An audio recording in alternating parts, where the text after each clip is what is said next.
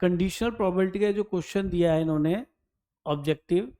2024-25 के पेपर में, question number 8 है, इन्होंने पी ए बार दिया, तो ओबियसली मैं पी ए निकाल देता हूँ, तो वो 1 माइनस पी ए बार होता है, इसमें कोई प्रॉब्लम ही नहीं, ये हम 10 से पढ़ रहे आ रहे हैं, तो ये हमारा पी ए मिल गया। Similarly we can find P B हमारा क्या बन जाएगा, 1 माइनस पी बी बार कितना 2/3, तो पी बी की वैल्यू हमारी कितनी मिल गई बेटा 1/3,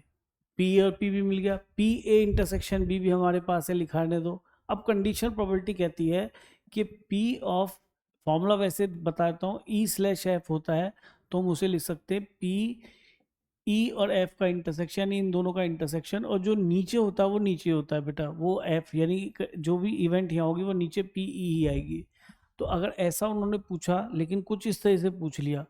कि इसको ए बार बोल दिया, इसको बी बार बोल दिया, इवेंट तो ए बार भी होती है और बी बार भी होती है, ई और एफ की तरह काम करेंगी, तो हमने वही लिखना है, इन दोनों का इंटरसेक्शन, यानी P A bar intersection B bar upon P जो नीचे है वो नीचे सेम आ जाएगी। अब यहाँ पे देखो समझ की बात है, कुछ बच्चे इसको डिमॉर्गन्स लॉ होता आपने पढ़ा हो अगर जो है सेट थ्योरी में, वहाँ से भी देख लेते हैं, और कुछ बच्चे इसको वेन डायग्राम से भी देख लेते हैं। तो मैं यहाँ कोशिश कर रहा हूँ कि आपको ये क्वेश्चन दोनों तरह से बताने की, ताकि आप दोनों चीज़ों को यूज़ कर सकें। सबसे पहले अगर मैं आपसे कहूँ कि अगर वेन डायग्राम की बात करें, तो वेन डायग्राम में कुछ ऐसा होता था, एक हम ए लेते थे, एक हम बी लेते थे, है ना। तो सबसे पहले पी ए इंटरसेक्शन बी को फिल करते, तो इंटरसेक्शन बी वाला यानी कि जहाँ पे ए और बी दोनों हो, वो रीजन इंटरसेक्शन जब भी लग गया ना, तो ए और बी जहाँ पर दोनों हो, अगर मान लीजिए मैंने यहाँ पे रखा कि ये ए इंटरसेक्शन बी है, तो ये नहीं है, क्यों,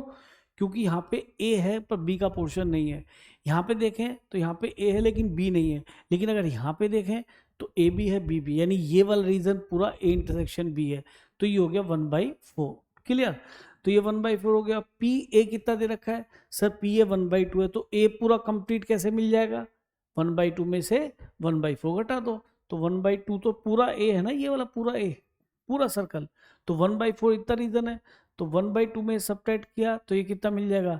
1/2 माइनस 1/4 दैट इज 1/4। अब इसको देखो पूरा बी कितना है 1/3, तो 1/3 में से ये वाला पोर्शन निकाल दीजिए 1/4, तो 1/3 में से 1/4 सब्ट्रैक्ट किया तो ये हो जाएगा 1/12, तो ये रीजन हो गया 1/12। तो ये ओनली ए वाला पोर्शन है, ये ओनली बी वाला पोर्शन है, और ये ए इंटरसेक्शन बी है, मैं वेन डायग्राम की हेल्प से कर रहा हूँ।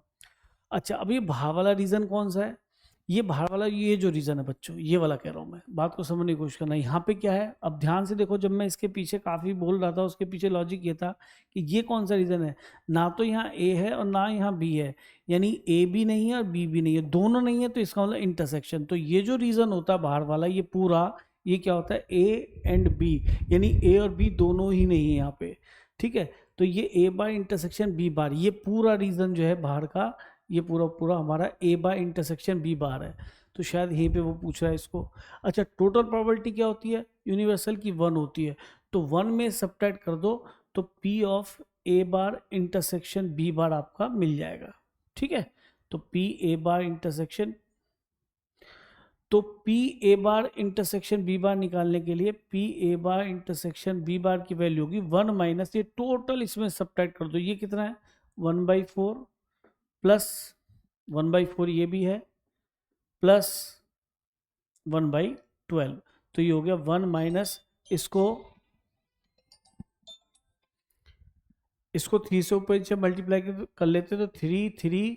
और 1, तो 6 है 7/12, तो ये हो गया बेटा 5/12, तो ये वाला प्रोबेबिलिटी तो हो गया हमारी 5/12। और पी बी बार कितना आएगा कि सर वो था ही हमारे पास 2/3, तो 2/3 ये हो गया, तो ये हो गया हमारा 5/12